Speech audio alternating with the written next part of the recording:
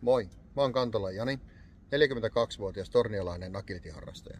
Hän on Tyyne, 2,5-vuotias Kronfålander Narttu. Kisaa tällä hetkellä hyppyradalla 3.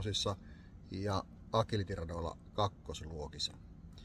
Tyyne on erittäin helposti ohjattava koira, hyvin irtoava ja innokas tekemään töitä.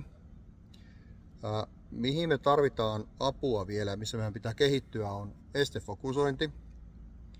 Sitten tietenkin aina esteosaaminen ja kepit on vielä vähän semmoinen haasteellinen, että niihin semmoista suoritusvarmuutta.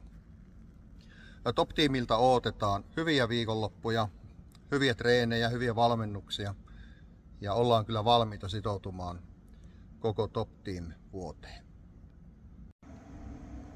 Eteen! Eteen! Eteen!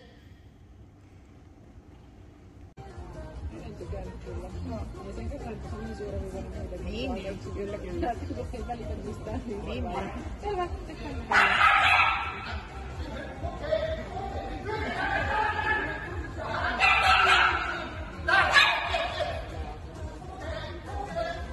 Nyt menee Tyyne.